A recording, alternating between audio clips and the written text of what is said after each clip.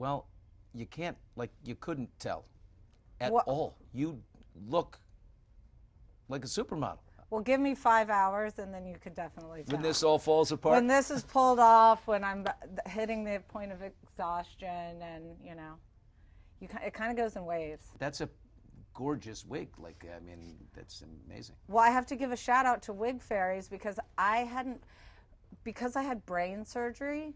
Like, I have all these scars and things that are healing on my head, and I kept buying Amazon wigs. Sorry, Amazon, but they would hurt me. And then I would be like, forget it, I'd rather just be bald. But then my bald became bald on bald because I shaved, and then I had the missing spots from where the different surgeries were. But then from radiation, you go actually bald, but only on the sides. Oh. And I was like, I can't be looking like I've got like a little toupee on up here. Or a wide mohawk. Yeah, like it was not good. And I was like, so I'm going to actually listen to the advice of others that have messaged me. So thank you to everyone who messages. That's Wig Fairies. Yeah, wow. Wig Fairies. Like, and I went in That's and high-end immediately stuff. I was like, oh my gosh, I feel so much better. Thank you so much. I actually feel like myself. Yeah, you look like the Teddy I know. Yeah, wow. But, boy, where do we begin? Like, what are you thinking? What are you feeling? So many things I want to talk to you about, I want to ask you about, but what are you feeling today? I would say today's a good day. I think that what I've learned through all of this is like, some days I'm going to feel great, and some days I'm not. And some days I'm going to start out feeling great, and then by the end of the day I'm going to realize I can't do this, and I have to be able to say no, or I have to be able to, and everybody's journey is different. A lot of people had a lot of judgments, like, why are you working out, or why are you doing this? And I'm like, everything that I'm doing is for my mental health. Yeah. Because my physical health, I can't do anything about it. All I can do is try not to get stressed, but the one thing you do when somebody says don't stress? Stress. Yeah. So that's been the biggest thing for me, and just trying to give my kids as much like stability and also answer questions that I can answer. Are the kids okay with everything that's happening, or are they putting on their brave face and terrified underneath? Or Well, I think the girls are all pretty okay because they just are so chatty, like they ask everything. Cruz is trying to be, he's my son, he's trying to be like, he's the guy who's like, I hate to break it to you, but I'm one of the most handsomest boys in my class. I'm like, well, I don't think handsomest is a word, or it's not that difficult, buddy. But he is a little bit confused because he's not asking questions. So like the other day I was having a sip of, I don't know. he's bottling it. And taking a sip of something, and he goes, can I have a sip? And I was like, yeah, sure. And he goes, actually, never mind, you're contagious. And I'm like, I'm actually not contagious, bud. And like he'll come in the middle of the night and like check that I'm breathing. No. Yeah. How old is he? He's 12. Oh. Yeah. He comes and checks on your... Yeah. Yeah. Mm. Yeah. By the way, guys, I just said he's 12, but he's 10. He's 10. He's 11. Things I forget. How he's old 11. is he again? Cruz is 11. Yeah. 11? Yeah. Oh, we'll just break the difference here. Yeah. It's okay. You're allowed to. Boy, that's it. And what's going on? So you and Edwin were going to split, and now are we separated and sort of co-parenting together, and all hands on deck? The plan is still the plan, is we're not together. But we put like all the divorce stuff on hold because getting divorced is very stressful, as you know. Yeah. So, but we are doing the best that we can to, because I need help. Are we under the same roof, or is he? It's called nesting, but most of the time now, since I've had these surgeries, he'll stay at the house, and then we kind of rotate around, but not, we're separate bedrooming. Yeah. Yeah. He's probably very helpful. The Edwin I know is yeah, he's a good capable guy, and good guy. And we're having a friendship, which is like what we liked about each other in the first place, is making each other laugh and all of those types of things. So I think it's been really nice. We call it the Divorce Chronicles, where we just like tease each other. Oh wait, you guys started in the friend zone and then fell out of it? No. And then go back into it? No, but like, you know, when you're married, you kind of lose some of the like Heat? joking and Oh. well, that too. But no, you lose some of like the teasing and being able to take a joke. And like, he's been really good about kind of going back into that and being friends and me being like, okay, well, this isn't going to work for me. Like today I'm trying to get ready and he's like saying something. I'm like, skedaddle. This is my room. You go down there. I got to get ready. I got to get fake eyelashes on and do all the things. We got to put this together. This is like We a got a lot of Barbie work meets to do. Mr. Potato Head here. We got a lot to happen. Eyebrows, here. click, And click. I'm like, and I don't need you to see it. So, but no, it's been good. And then we just kind of, like, I have half at Easter, he has half at Easter. We're winging it. Making it happen. Yeah. Figuring it out. Are you doing yoga? Are you? I'm doing yoga. So what I've kind of realized, because I'm on immunotherapy and radiation, I always thought radiation was the one that was going to kick my butt, but it's been immunotherapy. Why? How does that go? So immunotherapy, you feel good the first 4 days. Immunotherapy is the drip. Radiation's where you pretty much put in, I call it like Freddy Krueger or whatever that other Silence of the Lambs. Like I have like the mask on and but either way. You're like getting microwaved. Yeah, that's where you're like, you can't have somebody in there with you because you're radioactive. But radiation, I didn't like being in that muzzle, but it wasn't bad afterwards. The immunotherapy tricks you because the first 4 days you're like, I'm great. And then like come day 5, you're like, I'm not great. I'm actually not great. You're really tired. Very lethargic. Can't move. Kind of how long does that hold you up? For me, it's been about 4 days, 3-4 days, but it's a cumulative thing. So I did 2 sets of radiation, and then actually next Wednesday I go in and get my next, CAT scan where they'll find out if these recent tumors are getting smaller, and then I also get my 3rd round of immunotherapy. Teddi, how do you stay positive? And it must be like negative voice up, negative voice up. I mean, I bet it's a roller coaster. I would say a big thing has been all of the people messaging me saying, I went and got checked because of you, or, my doctor only had me get this checked, and then I said, no, like, you should also do this, because, like, what we have to remember is, like, my cancer was skin cancer. The last time we spoke here was, like, I had skin cancer, melanoma on my back. This metastasized, which is still a form of melanoma, but into my brain, into my lungs. I have, before I had them removed, I have 4 plum-size melanomas in my brain. And I hadn't gotten a CAT scan, but I had gone and gotten my skin checked every 3 months. I mean, when you hear that, it's just sounds, overwhelming. But what's the messaging from the medical team? Well, I think everybody wants you just to kind of stay calm. So that's kind of how I'm trying to be. But anybody that messages me and says like, oh, you convinced me to go to the doctor, or even Lala Kent sent me a text the other day and she's like, I went to the dermatologist and the first thing they said was like, Teddi has changed the game. You have no idea how many appointments we get. Oh. And that makes me feel good. Because I'm like, at least if I feel terrible, there's a lot of other people that are going to catch things earlier than I did. You said recently that you think the chances of beating it altogether are 50-50? That's what they say. But with immunotherapy, it's only been around 10 years. So they can only use the study for a certain amount of time. But if you go online and look, which I don't recommend anybody do, the percentage is way lower. But I feel like in my heart of hearts, like I'm going to beat it.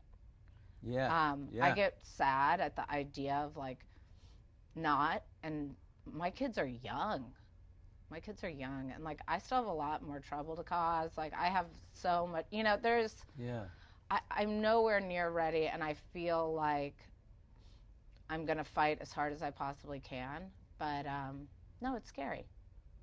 Are you sad? Are you mad? I would say it depends on the time of day. Like before bed, I'm sad. During the day when I'm like get out of a workout, I can get kind of mad. But what helps me is like doing fun things with my kids. I'm still riding horses with my daughter. Like I'm doing all the things that I love doing, and I've gotten everything that I've done. I've gotten permission from my doctor. I'm like, he may think that I ride dressage, and that's why he's saying yes, but he's still jump. I jump. So Yeah. I'm like, whatever. He said yes. We're Dressage. good. That's where you flat. You can't be a man in dressage. It's just like, what do you do? I'm a dressager. Is that what No, it is? you'd be a dressage rider. And if you were a good dressage rider, I mean, it could be pretty good for you. Is it more? No, you do use both hands. You're not a. Just this? What do you think? You hold your hands like this, and like, what do you think you're on the show with? I could ride tandem. I think I'd Kevin like to- Costner? Yeah. He looks like he was born on a horse. He does. Just very similar to you. All right. I'm a city slicker. New York, baby. The only horse it's in a carriage going through Central Park. You know what? That fits. That tracks. Do you, you've got a great group of friends. I noticed a pajama party the other night. Everybody comes in their jammies and a full ladies hang. What went down? So I had no idea. So whenever I have a friend come in town, or my sister actually came in town, she lives in South Carolina, and she came in town during the surgeries, but of course I don't remember. So she's like, well, I want to come back and actually spend time with you, and you can. So I'm like, great, I'll get us a place at the Pendry. We get a suite. I think it's just me and my sister. I'm like, all right, dinner's at 7. I'm being super particular the way that I normally am. And she's being kind of chill. Like, she's like, well, let's just wait here a little longer. And I'm like, why? Like, what? This is a plan. Like, I want to be asleep by 8:30. And she's like, can you just chill for a bit? And then she's like, yeah, I can, but let me just go grab my bag from downstairs or whatever. And then she brought up like 15 girls. Oh. And they all had wigs on. And I always wear aloe sweats, and everybody had aloe sweats on, and they were like, this is our wig party. And they were all the girls that kind of took care of me. And like the way my dad and Edwin did it, because I was making them so nuts in the hospital, was... Oh, the boys tapped out and yeah, came the ladies? Yeah, like they'd be like, the second one of my friends would get there, they'd be like, Kyle, phew! Jen, phew! Kelly, get in here! You know, like because somebody had to be with me 24/7. Absolutely. So there was like a rotation of people, and it was all of them that came. So it was really nice. And how long was your dad there in the early part of your 17-day? Oh my gosh! stay? Yeah, I think he arrived day 2. Oh. I went and my first surgery was day 1 that I was there at Cedars, I think, and then I would say about 15 days were a blur, and then around day 16. It was when I was like, I have rage. What? I need out of here. Did you lose track of you? Well, they come in and they do this thing where they ask you for the date. I'm like, I don't know the date in regular circumstances. Yeah. I'm like, let alone now I've got like drains coming out of my head. I've had all these surgeries. Who knows what medications I'm on. And so I'd be like, can you ask me anything? Ask me pop culture. Yeah. Ask me the kids of Angelina Jolie's, all the kids' names. Like anything else. I said, I've pretty much solved the Scott Peterson case since I've been in here. And then I was like, well, listen, I still know the lyrics to this song, and they were inappropriate songs. And she was like, this isn't going to help you because that song was from 1999, and that's what year you thought it was this morning. And I was like, well, rats. What song was it? Not appropriate for this show. I like big butts, and I cannot lie. Even worse. My neck. That's all I'm... Oh, wow. That's filthy, Teddi. Shame on you. You look like a very wholesome girl next door. I mean, the fact that I needed to brag to Carol about it, like I was like, listen, I know the words to this song, and she was like, nothing to brag about, lady. Lay down. And I had these little cuffs on, and I was like, what? Get me out of the handcuffs. And they're like, they're not handcuffs. They're courtesy reminders. Oh. I'm like, these are not reminders. Reminder to what? The reminder that I couldn't lift my head up and pull the... Because you have things in your arms. Mm-hmm. Oh. So it was a little bit more than a reminder. But I did learn how to slide down and then slide out of it. So that's why it was 24/7. Very naughty little Teddi came out. She knows how to get out of the cuffs. Teddi on roids is not anybody's friend. Oh, where do you go from here? What's the outlook? You've got an appointment Wednesday. You'll find out if the tumors have shrunk or if they've stayed small, right? Yeah, so my last appointment, unfortunately, I had a really bad headache before I went in, so we made the appointment, and they were like, oh, we just found 3 more tumors. So, but that's can be normal sometimes after radiation. So now I go back in, they'll check, see if the number of tumors have stayed the same, if anything has shrunk, and then I have my next round of immunotherapy. So we've got about 4 days of bad mood coming up. 4 days of a bad mood. Yeah. Everybody clear out. Everybody clear out. Nobody wants Who's the best person to handle bad, naughty, mean, nasty Teddy? You know, pretty much all of my girlfriends got used to it. I mean, my dad came in one day, and it was like my friend Kyle and Kelly and Jed, and like, they were there most nights. And I was in exceptionally bad mood, like couldn't be meaner. Like somebody said something to me and I was like, are you gonna leave yet? Like, but I don't even remember. But my dad comes in, he's like, ladies, I just wanna remind everybody, no hurt feelings. And Kyle's like, my feelings are hurt. No hurt feelings, she doesn't know what she's doing. Oh. Yeah. Sweet John. Yeah. That being said, you know, he got the brunt of it too. Good. Yeah, he got some action. This is for all the road traveling. All you're on the road for so many years. Now you stay right here with me. Now you stay right here with me, and I'm going to speak inappropriately to you, and you're never going to let me live it down. Oh. So what's the? I mean, do you have moments that it's, where you're alone and, your mind gets going places that probably aren't helpful? I mean, there was the day that I had to do my will, which I strongly suggest to everybody, like, do that now. Yeah, like, do that before you're sick. Yeah.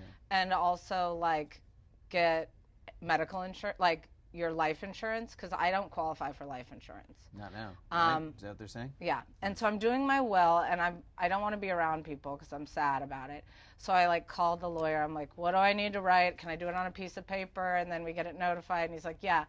But like, I'm hysterical, like thinking about it. But then I do something so Teddy, like, and for steak, I wrote S-T-E-A-K. And then I had to be like, dang it, I have to redo it. I got one steak from my mom. At least it was a double porterhouse. That's all she left you, Cruz. But the girls, they got everything. They're sitting pretty. Yeah, so I mean, those days are hard when you have to face what could be a reality that you're hoping is not. But like I have to do it. Like Stoic philosophy would say, prepare for the worst. Mentally gird yourself as best as you can, and then, and what I've learned now, instead of like holding things in, if I want to, like, if I need to cry or if I need to say that somebody hurt me, like somebody made a joke and I was like, this actually isn't funny right now for me. I can pretty much take any joke, but like I felt really insecure about something that had happened during the cancer process, and I just say it right away. I'm like, that really hurts my feelings, or I'm going to need a little time because I'm going to go cry and I don't want the kids to see. Yeah. And once you kind of let it out, you feel better than when you're like trying to pretend like everything's perfect, I'm great, never been happier, not concerned at all. And there's certain people who don't know how to talk to those who are fighting cancer. Yeah. Especially the big C word, like, ooh, I don't just. You have any people like that you've encountered? Well, I'm not a huge fan of like we have cancer. Oh, we are not pregnant either. We aren't pregnant. We don't have cancer. We actually are not going to even continue talking because you're annoying me. Yeah. My first thing is, if you're calling somebody or texting them, say, I don't need to hear back from you. Because there's an immense amount of pressure when somebody says something really nice to you that you immediately get back to them. But sometimes you feel crummy, and just getting that little out right there makes me feel better. That's really usable, practical advice. Someone says, hey, no need to respond at all, bang. Thinking about you, love you, if you need anything, I'm here. Amazing. Beautiful. This is a great tutorial. Yeah, so that's great. I would say the other thing that's amazing is my friends did like a food train for me. Bring food, yeah. Yeah, so people Prepared bringing meals. food, and it's not about like finances or anything like that. But like some days it's 5 o'clock and I'm exhausted, and the idea of cooking the kids dinner is torturesome. And all of a sudden, like, one of my friends will just drop off CPK, and I'm like, great! This is the best news ever. How about a Bushman homemade roasted chicken? Yes. Right? Mom taught me a great roasted chicken. Well, it's weird. You haven't dropped anything off, even though you live pretty nearby. Yeah. I'm going to drop that chicken It's weird. off. I didn't even get, flour. And don't send flowers. There's enough. My house looks like a funeral home. Yeah. And then people are like, did you message back? Did you email? I'm like, I don't know. No. There's so many now. Yeah. It looks like I've been gardening. Are you allowed to have a glass of wine or no? I'm allowed to have he said I can have, well, I went to the first social thing I did was go to a Dodger game. And so I texted my doctor, it was like 7 p.m. I'm like, am I allowed to have a couple beers or a glass of wine? And he's like, do whatever the hell you want. Exactly. If you feel it, do it. Teddi. Yeah. I love you. You are a true force. The way your sense of humor and the way you barrel through this, inspiration to everybody. That is fact. Go get checked, everybody. Do it. I know it's annoying. I know the appointment may be 3 months out and it'll drive you nuts, but it's worth it.